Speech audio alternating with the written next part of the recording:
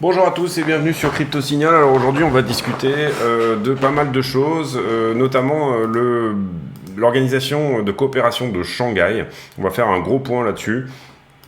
Puisque ça sous-entend un petit peu qu'on va parler du monde de demain, voilà, celui qui est en train de se profiler à l'horizon, et puis on ira voir également pourquoi la Fed pourrait marquer un pivot. Donc j'espère qu'on arrivera à tout faire entrer dans cette vidéo-là sans qu'elle soit trop longue, sinon on remettra, je pense, tout ce qui est sur l'OCS à demain, et on ira plutôt voir ces histoires de pivot, puisque ce sont plutôt des histoires court terme, alors que le reste nous donne plutôt du long terme. Ici, on est sur BTC face au dollar, toujours dans cette structure de contraction. J'en profite pour dire à ceux qui le souhaitent de ne pas hésiter à s'abonner, activer la cloche de notification, éventuellement venir nous rejoindre sur le Discord dont le lien est en description de la vidéo, et puis bien vous dire que quand vous arrivez sur le Discord vous devez vous présenter, c'est-à-dire vous devez faire une présentation. Ça évite les scams et les bots qui sont assez présents sur Twitter, et pour le moment nous, grâce aux modérateurs que je remercie ici, on n'en a pas du tout sur notre Discord à nous, donc c'est plus ou moins une très bonne chose. Par contre n'oubliez pas bien sûr de vous présenter. Cet aparté fait, vous voyez qu'ici on est sur le Bitcoin face au dollar en daily. En daily, le momentum est plutôt bon. On voit ici que le stock a tendance à camper là-haut, et puis malheureusement on a juste par contre ce rapprochement de la VWAP, vous le voyez, la droite jaune ici du zéro, donc ça veut dire que ce mouvement d'achat est potentiellement en train de commencer une fin, d'arriver à l'essoufflement, voilà, on va dire. Si on regarde, on va d'abord commencer par la structure. On est toujours dans ce flag avec une potentielle target désormais au 16,8, puisque petit à petit, quand on remonte dans le flag, vous comprenez qu'on est obligé de remonter la target en fonction d'un potentiel niveau de baisse, un potentiel niveau, vous le comprenez, puisqu'on garde le haut du flag, donc finalement on suit cette pente au fur et à mesure qu'on envisage éventuellement une baisse ici. Pas mal de choses qui pointent vers les 16,8 et pas mal de choses qui pointent dans un autre sens, pour moi, vers les 20,8, 21 000 $. Entre 20,7, on va dire, et 21 000 $. Vous le voyez, ce sont cette grosse bande de résistance ici. Donc on pourrait avoir droit à un dernier mouvement haussier qui nous montre une divergence et qui éventuellement ensuite vient donner raison à ce flag. Dans la structure globale, la grosse structure, vous le voyez qu'on avait ici ce bear flag et qu'on est actuellement potentiellement dans un triangle. Ça voudrait dire perdre ce triangle. Aller dessous, vous le voyez ici, c'est suffisamment conséquent pour qu'on dise qu'on a perdu ce triangle ascendant ici que vous voyez. Et donc du coup, voilà, c'est quelque chose qu'il faudra surveiller de près. Si jamais on donne raison à ce bear flag, cette structure corrective là, à ce moment-là, et qu'on atteint ces targets, c'est-à-dire autour un nouveau plus bas, en fait, tout simplement, ici, ça voudrait dire que tout simplement, vous le voyez, on pourrait éventuellement aller chercher des targets encore plus baissières. Néanmoins, pour moi, tout ce qui est, on attendra déjà de voir ce qu'il se passe ici. On note quand même un certain ralentissement du momentum en 12 heures. On le voit ici avec cette vague en 12 heures qui est en train de potentiellement se fermer. Alors elle peut tout à fait ici nous donner quelque chose comme ceci, c'est-à-dire qu'on croit qu'elle va se fermer et en fait elle repart, c'est des choses qui arrivent. Mais pour le moment on dira que ça va plutôt dans ce sens-là. Ici on voit qu'elle se reprend un petit peu, la 12 heures sur le stochastique, et on a un pâlissement, mais pour le moment cette bougie-là n'est pas finie. Donc du coup on suivra de près éventuellement, même elle vient juste de commencer je crois. Donc on suivra de près, alors je regarde ici, 14 heures, oui c'est ça, elle vient juste de commencer. Donc on suivra de près ici un éventuel pâlissement du MACD, mais pour le moment ça n'est pas le cas. En 6 heures, point de vente ici, alors vous voyez qu'en 6 heures on a beaucoup plus de signaux contradictoires, un petit peu dans tous les sens, mais point de vente éventuel, pâlissement du MACD et un stochastique qui pour le moment se maintient pas trop mal. Et en 4 heures, on a cette div baissière, ce point de vente également, potentiellement un cross bear et une divergence baissière également je crois. Alors je sais pas si on a fait un nouveau plus haut, non on n'a pas fait de nouveau plus haut, donc on n'a pas de div baissière ici. En 2 heures on a une div baissière mais qui n'est pas sur le RSI, qui est sur le momentum à proprement parler, et puis cependant sur cette fin de mouvement de vente là vous voyez qu'on est en train de se rapprocher du zéro, donc ça pourrait dire attention, ce mouvement est en train de se retourner sur du court terme. Ici, donc tout irait plutôt dans le sens d'un ralentissement ou alors d'un dernier up avant tout simplement c'est-à-dire vous le voyez ici, un dernier up avant éventuellement de se faire rejeter. Vous voyez qu'on a pas mal de résistance ici, on a cette toute petite résistance très court terme en rouge, on a cette grosse résistance violette qui a vraiment ici quelque chose d'assez important à nous dire, et puis on a bien entendu cette résistance on va dire historique par ici. Est-ce qu'on pourrait aller faire un tour tout en haut du flag? Oui, complètement, c'est-à-dire qu'on pourrait faire une dernière touchette ici, une troisième et dernière touchette, aller jusque là. Ça serait même principalement le bon scénario éventuellement à voir, mais avec cette espèce de moment plutôt calme sur le momentum, on va être prudent sur ce type d'affirmation, mais néanmoins on pourra ici éventuellement se dire que par exemple ce mouvement ici, donc A, B, C, une double correction peut-être, c'est-à-dire ABC, et ensuite on aurait ici une ABC également, qui, si jamais on devait aller chercher les 1 pour 1, serait autour de 21,3, voilà, quelque part par ici. Il faut vraiment être prudent sur ce type de mouvement, encore une fois, parce que le momentum est un petit peu en train de s'étouffer, cette espèce de mouvement à l'achat s'étouffe. Cependant, quand on regarde le volume profile, vous voyez qu'on a passé quelque chose là, et enfin on n'est pas loin de passer quelque chose. Si on arrive à le passer, si on arrive à passer ici au-dessus des 20 400, il n'y a pas grand-chose qui nous, en termes de volume profile, qui nous empêche d'aller jusqu'au 21,3, 21,4, donc d'aller en haut de ce flag. Donc si jamais on arrive avec conviction à passer principalement, d'ailleurs je dirais, cette espèce de résistance violette ici, eh bien on aurait des chances d'aller plutôt buter la tête contre les deux résistances vertes que vous voyez là, et tout en haut du volume profile, avec peut-être un petit moment de latéralisation dans ce sens. Voilà pour Bitcoin. On va maintenant aller sur Ether. Sur Ether, même chose, en un peu moins bullish en weekly, hein, c'est la même analyse qu'hier, et un peu plus bullish, vous le voyez ici, ce biseau, qui nous donnerait une target éventuellement au 1004. On n'a pas touché les 1004 sur Ether, qui est un point où il y a globalement, je pense, pas mal de liquidité, sur le momentum, en une heure, on a aussi une apparition de beaucoup de divergences baissières ici, mais le stochastique est en bas, et donc ça pourrait éventuellement ici nous donner un mouvement up, sauf si le RSI ne rampe pas en bas. Même divergence baissière en 2 heures, en 4 heures par contre, on ne l'a pas. Léger pâlissement du MACD, voilà. Globalement en daily, on avait toujours ce point d'achat, on est toujours dans un momentum tout à fait bullish sur Ether, et on approche au contact ici d'une trend de RSI qui pourrait nous rejeter, comme elle pourrait être pétée vers le haut. C'est quelque chose qu'on suivra de près également. Et vous le voyez bien sûr, énorme divergence bull ici, hein, on l'avait vu déjà suffisamment sur Ether, pour dire que, puisque vous le voyez ici, on a donc ce point bas qui est plus haut que celui-ci. Autant pour moi, pas du tout une divergence bull, je fais une erreur là-dedans, le prix n'a pas diminué ici, donc autant pour moi. Et est-ce qu'on a des divergences en daily à noter? Non, pas du tout. Ici peut-être une contraction du momentum, c'est-à-dire, vous le voyez, un momentum ici qui, petit à petit, nous dessine potentiellement un triangle, si jamais c'est le cas. Ici, il faudrait vraiment péter assez fortement pour, à nouveau, croire dans un potentiel mouvement assez fort sur Ether. Personnellement, la structure, pour moi, est très bull sur Ether, peut-être un peu plus que sur Bitcoin, hein, vous le voyez, puisque sur Bitcoin, autant on est sur une flat comme ceci, autant sur Ether, Ether semble plutôt être dans une zigzag. Donc, en l'occurrence, ici, on pourrait éventuellement aller rejouer à nouveau vers les 2000 $.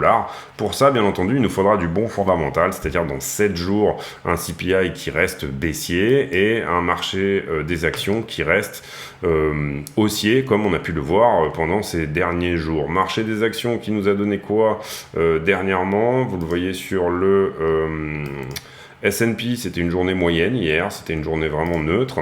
Et sur le S&P, pardon, avant c'était le Nasdaq, pareil, journée moyenne, vous voyez qu'on a quasiment fermé à la clôture du jour précédent, sur fond de news assez baissière sur tout simplement le marché du travail, mais j'en ai déjà parlé hier. Le pétrole qui recommence à corriger un petit peu hier, ça c'est plutôt une bonne chose, peut-être un énième rejet là par cette résistance éventuellement.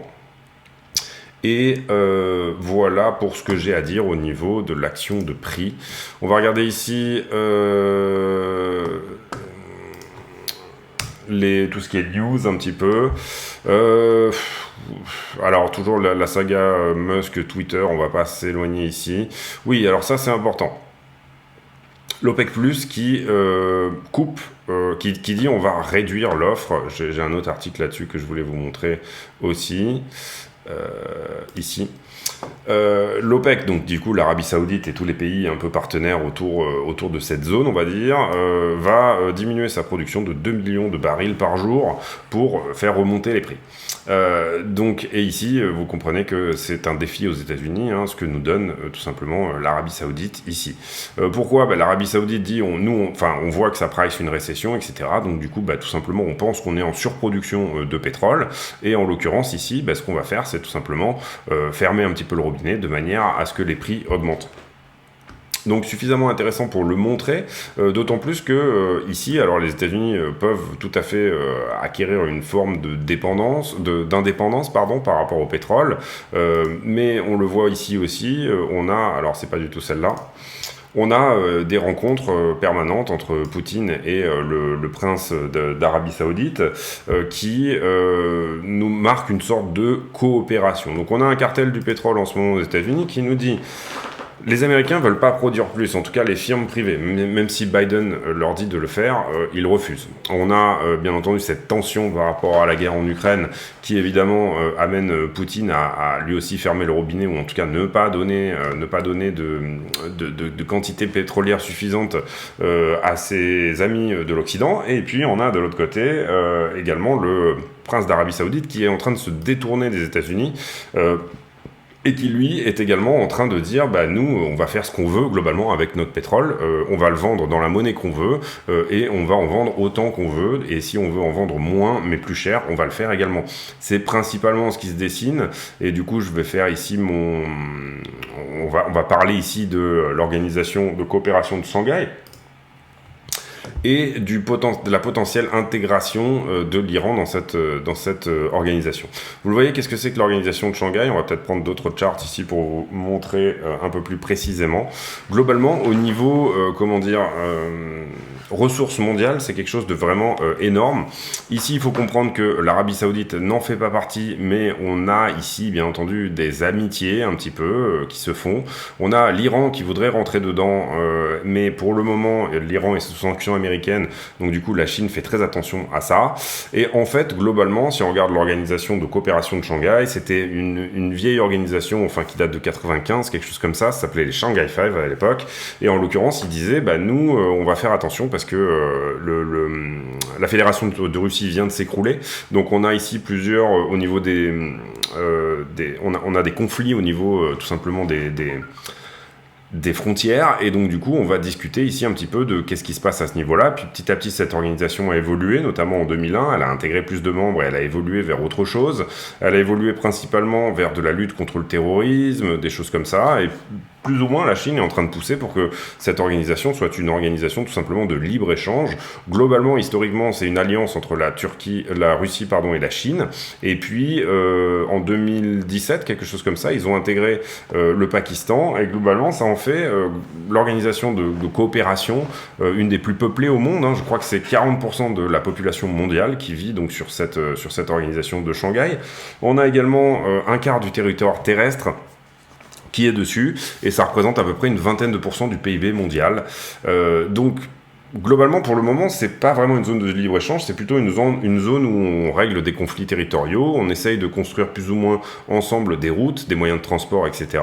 Vous le voyez ici, vous avez... et ça représente énormément en termes de ressources, vous comprenez que ces gens-là font 20% du PIB mondial, mais quelque part derrière, vous avez un quart du pétrole mondial qui est dans cette zone, bien évidemment. Imaginons que l'Arabie Saoudite se rapproche de cette organisation de coopération de Shanghai. À ce moment-là, vous comprendrez qu'on passera sur plus de la moitié des réserves de pétrole au monde, quelque chose comme ça. Et il faut comprendre également que dans cette zone, vous avez 50% du gaz mondial qui est concentré sur toute cette zone. Si l'Iran arrivait à y rentrer, on partirait sur beaucoup plus de pétrole encore, hein, bien évidemment. L'Iran est un très gros exportateur de pétrole en Chine, donc du coup, il est possible que vraiment l'Iran accède aux demandes de rentrer dans cette organisation, mais cependant, la Chine est très ici réservée en ce qui concerne l'acceptation de l'Iran, étant donné que la Chine est très joue un peu dans les deux camps, si vous voulez, en ce moment, avec tout simplement, elle se pose un peu en médiateur dans le conflit Russie contre Ukraine, et elle se pose également comme un petit peu défenseur de... Enfin, elle est contre un monde unipolaire, notamment, vous l'avez compris, en raison du conflit autour de Taïwan. 35% du charbon mondial et surtout, et ça c'est important de le comprendre, 50% de l'uranium mondial. Donc si on perd ces approvisionnements en uranium, ce qu'on est en train de faire en ce moment un petit peu en Europe, hein, comprenez bien que c'est pas parce qu'on a de l'électricité bien évidemment nucléaire en France qu'on va nécessairement s'en sortir extrêmement bien, puisque il va y avoir une forte pression sur les prix d'achat de l'uranium. Bon, après il y a des contrats très longs hein, sur l'uranium qui ont été conclus, donc ça serait quelque chose qui nous arriverait dans la tronche plutôt d'ici 5 ou 8 ans, si jamais on continue à rester dans ce type de situation. Ici, on le voit pour la Chine, les très gros enjeux, c'est tout simplement les transports avec les nouvelles routes de la soie, ce qu'on appelle les nouvelles routes de la soie, c'est-à-dire des moyens pour la Chine de tout simplement exporter tous ces matériaux un petit peu dans tous les sens. Et là, vous le voyez, on a cette autoroute qui va jusqu'à Calais, on a vraiment des nouvelles routes qui sont en train d'être rénovées à grands frais par la Chine, y compris en Russie, y compris au Kazakhstan. La Chine est en train d'envoyer du monde pour moderniser toutes ces routes-là. Et en l'occurrence, vous voyez ici, on a un rayonnement par rapport au transport de la Chine qui profite également aux pays internes, puisque ça leur permet de se balader à l'intérieur même de leur pays.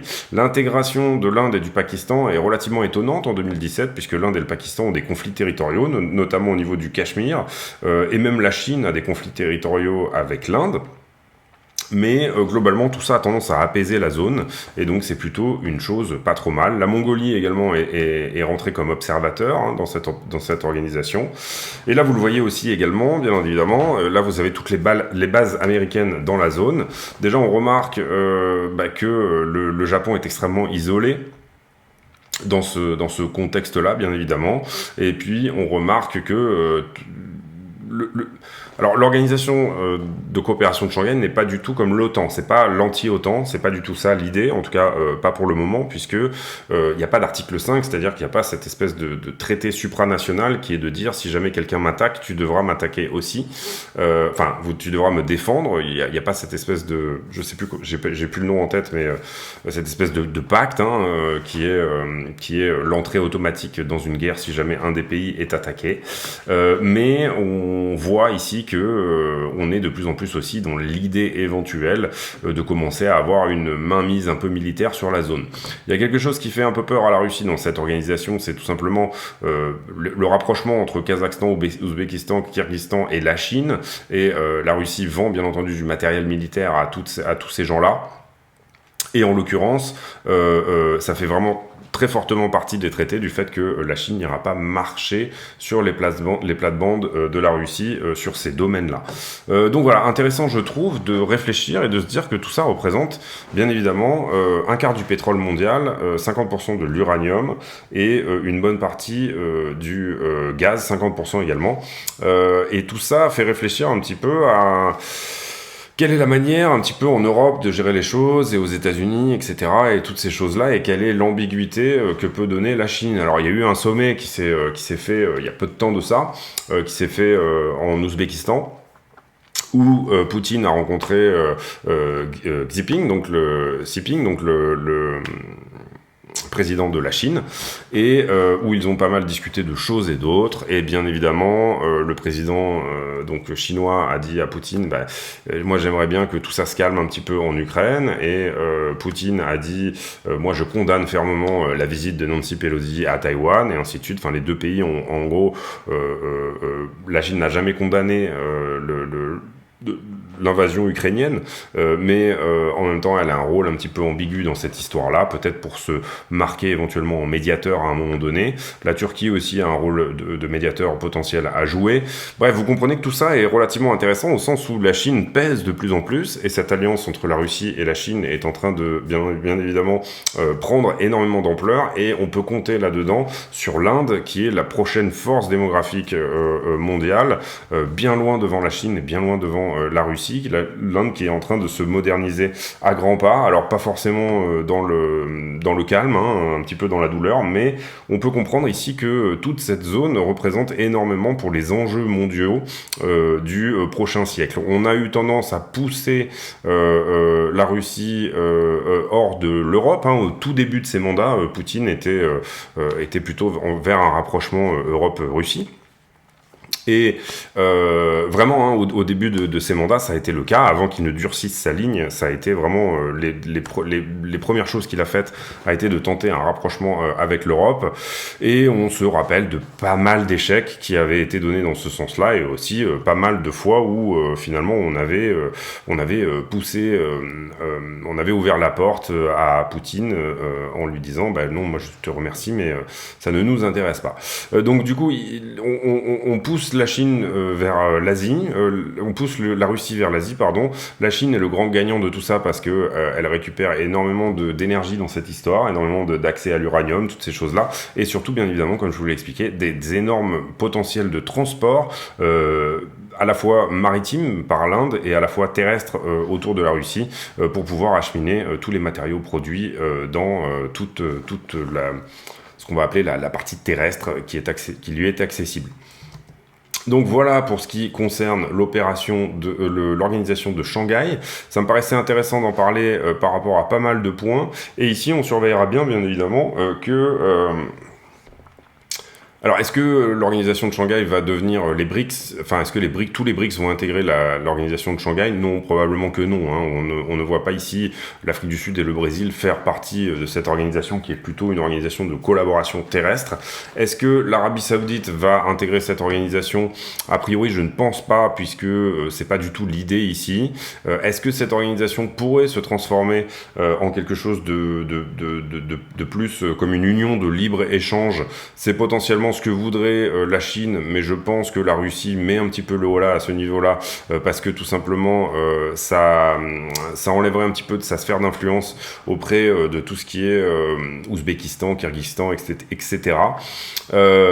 Et donc voilà, cette organisation, elle est pour le moment mal définie, mais en tout cas elle permet, et c'était le cas, comme je vous le disais il y a 3 semaines, en Ouzbékistan, de se réunir et de discuter géopolitique là-dessus. Encore une fois, sur les forces militaires, on est plutôt sur une coopération contre le terrorisme que sur autre chose, en tout cas pour le moment. Mais je trouve intéressant ce rapprochement entre l'OPEC et toute cette zone-là, et je trouve intéressant également la mise en place de toute cette idée que l'organisation de Shanghai peut avoir un rôle à jouer. Voilà. On va maintenant continuer sur les news avec sur The Block, j'avais rien vu de très intéressant à voir et à mettre en avant. La Banque centrale de Namibie qui dit que le Bitcoin pourrait être monnaie légale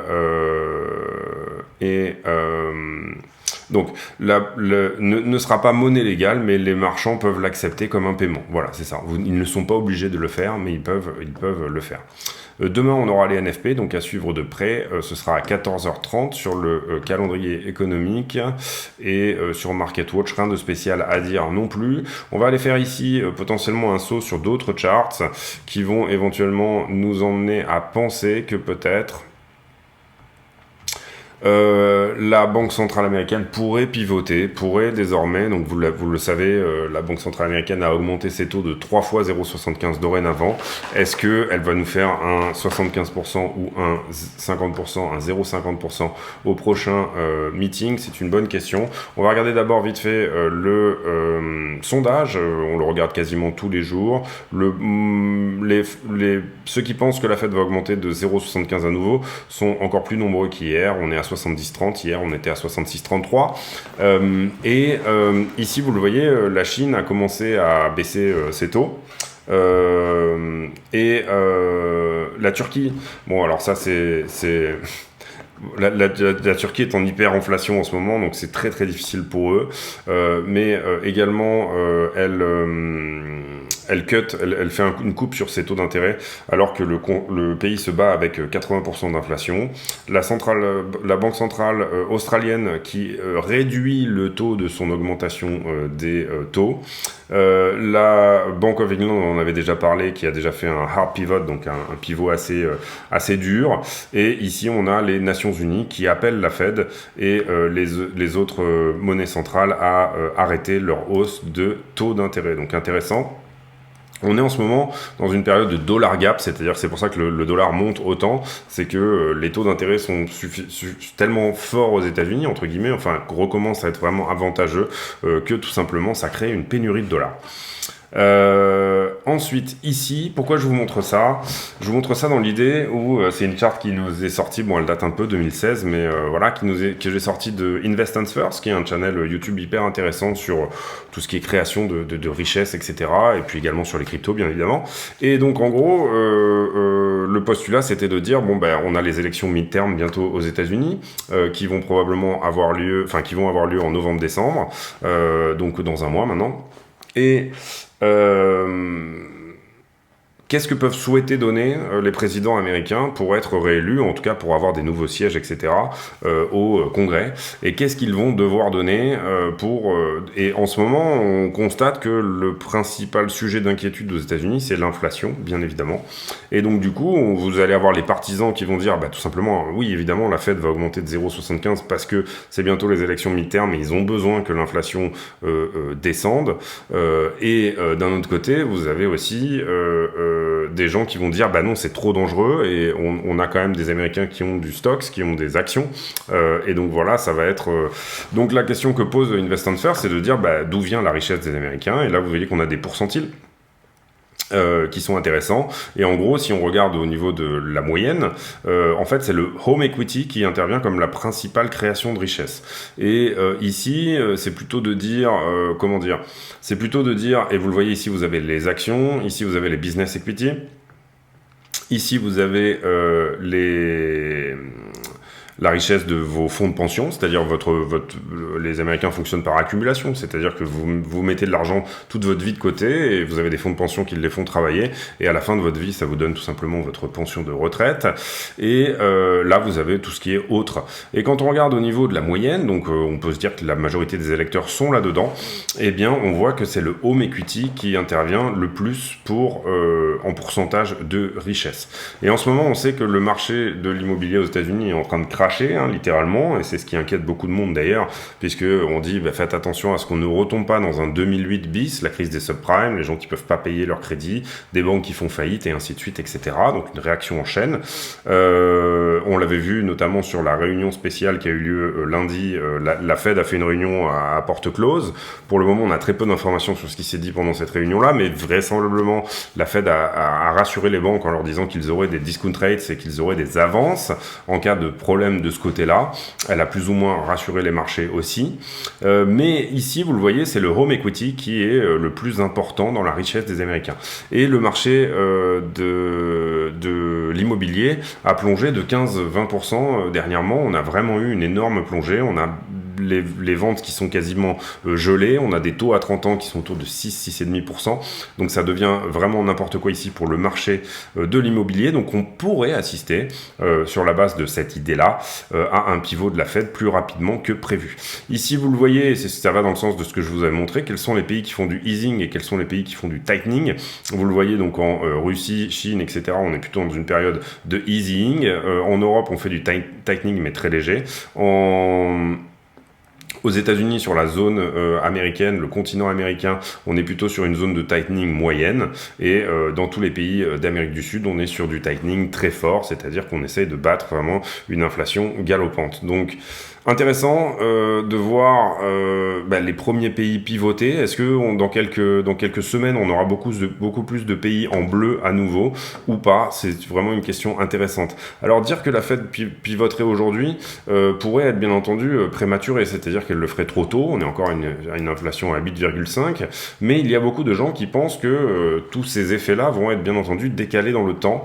Il y a une loi qui s'appelle, je crois, la loi d'Okun, qui dit que à chaque pourcentage que vous rajoutez dans vos taux d'intérêt, donc ici on a fait 3 fois 0,75, vous perdez un demi-point de PIB et vous rajoutez un demi-point au chômage. Donc ça veut dire que tout ça va se décaler dans le temps. On n'a pas vu le chômage bouger. Pour le moment, on a augmenté de 3% dernièrement. On a fait 0,25, 0,5, 0,75, 0,75, 0,75.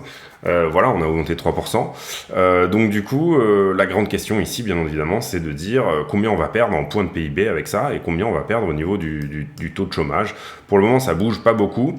Et principalement, moi, sur tout ce qui est chômage, ma façon de voir les choses, c'est de dire que... donc ici, on a le taux de chômage.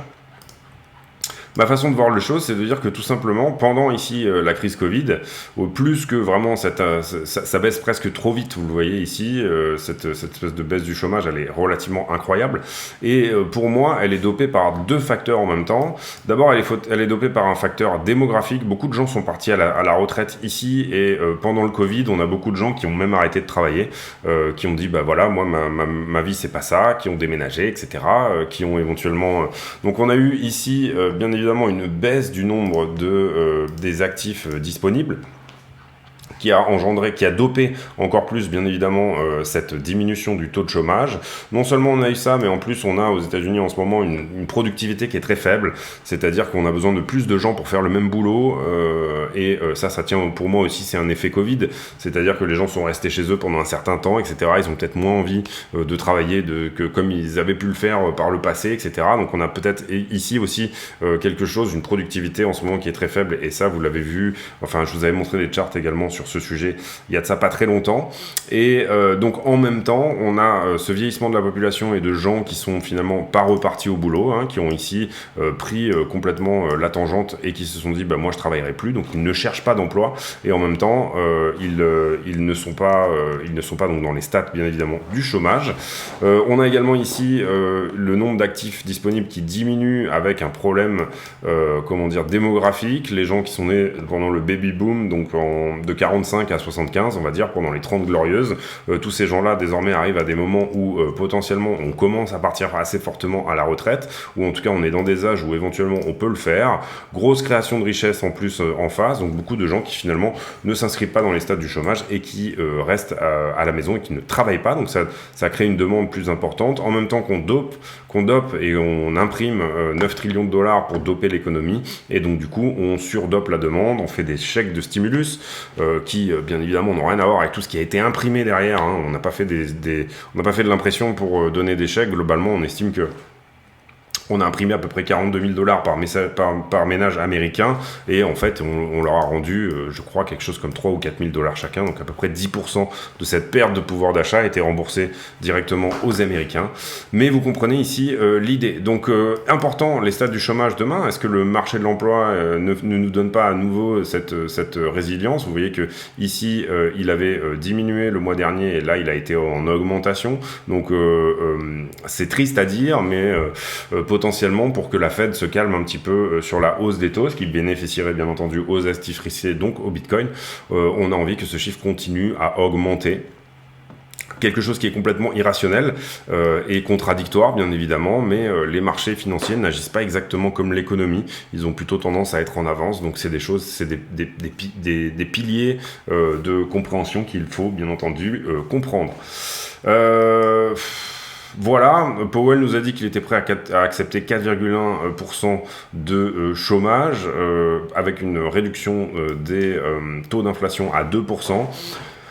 Pour le moment, 2%, déjà si on arrivait à descendre à 4 ou 5, ça serait déjà quelque chose de pas trop mal, et à rester éventuellement autour des 3,5, 4%. Voilà, on sait que Powell va augmenter, encore une nouvelle fois. Est-ce qu'il va augmenter moins? Auquel cas ça pourrait donner au marché un signal, comme quoi c'est le top départ, c'est-à-dire l'augmentation des taux se fait moins rapidement. On aurait en tout cas un pré-signal, ça pourrait donner un joli rallye pour tout simplement novembre-décembre. Et si ça n'est pas le cas, si on part pas du tout là-dedans, on pourrait être complètement dans autre chose, peut-être un scénario un peu plus Black Swan, un peu plus compliqué, à la fois pour les cryptos, le S&P 500 et le Nasdaq.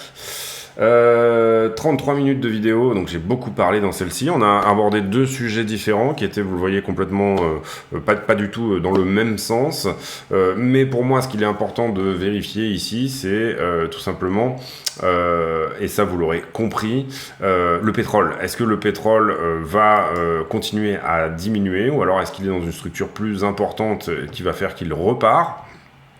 Vous voyez ici qu'il était descendu à 84, depuis il fait un joli rebond, on aimerait bien qu'il reste dans ce canal descendant et qu'il continue désormais à descendre là-dedans, éventuellement jusqu'au 75, ça serait une bonne chose, mais cette news comme quoi l'OPEC va couper les robinets n'est pas forcément une news qui irait dans ce sens-là, et d'autant plus que ici vous le voyez, les BRICS et l'organisation de coopération de Shanghai s'organisent. J'essaie de faire le lien entre tous les sujets qu'on a traités aujourd'hui, et donc du coup voilà, pour moi on va pas faire le sentiment aujourd'hui, on reviendra dessus je pense demain. Globalement sachez que sur Bitcoin c'est les points que je vous ai dit, c'est à dire qu'en haut on pourrait avoir de la liquidité jusqu'au 28, 21 en tout cas en court terme, en très court terme, et à descendre en bas on a quelque chose à prendre autour des 19,4 dans un premier temps, donc on pourrait faire tout à fait quelque chose comme ceci.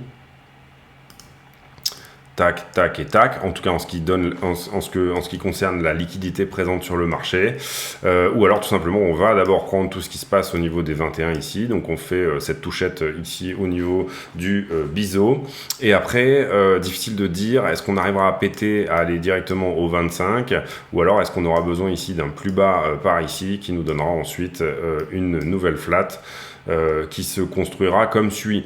Au niveau de la structure, en fait, ce qu'on peut voir, c'est ici éventuellement une 1, 2, 3. Ici, je vois pas 3 vagues, moi, donc c'est ce qui m'ennuie un petit peu.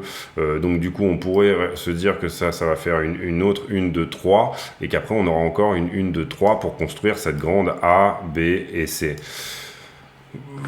Voilà, une ABC en flat théoriquement devrait se construire en 3, 3 et 5, donc autant pour moi ici on aurait plutôt 5 vagues pour remonter en haut, ok. Si on voit ça se mettre en place, attention à ne pas penser ici qu'on a une impulsive, ça pourrait être le cas hein, bien évidemment, mais du coup quand même jouer la prudence ici autour des 25, je pense que c'est vraiment quelque chose qui peut être rémunérateur par la suite. Voilà, c'est tout pour moi aujourd'hui. J'espère que cette vidéo vous a plu. Si c'est le cas, n'hésitez pas à nous rejoindre sur le Discord, vous abonner, activer la cloche des notifications, éventuellement mettre un like, un commentaire d'encouragement si jamais le contenu vous a plu. J'ai pour habitude de poser en fin de vidéo une question à la con, c'est-à-dire une question qui n'a rien à voir avec le prix du Bitcoin. Et la question du jour sera sur... j'en ai fait tellement. La question du jour sera sur...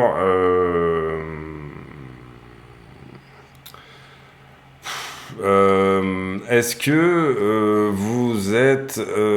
est-ce que vous avez plein de paires de pompes, ou alors est-ce que vous achetez toujours la même paire de pompes, comme c'est mon cas, enfin en tout cas assez souvent, la même paire de pompes depuis assez longtemps, parce que vous savez qu'elle vous va, etc., et que du coup vous n'avez pas besoin de vous embêter avec ça. Voilà, ce sera la question du jour, commentaire à la con, mais qui n'a rien à voir, mais ça c'est sur donc les pompes, et est-ce que vous êtes dans cette logique-là de tout simplement avoir la même paire depuis longtemps, ou alors est-ce que vous êtes plutôt collectionneur de baskets, etc. Moi j'aime bien les baskets, j'aime bien les collectionner aussi, enfin j'aime bien voilà, en avoir pas mal, mais là en ce moment je mets toujours la même paire de pompes, vraiment c'est ma paire de pompes qui me va bien.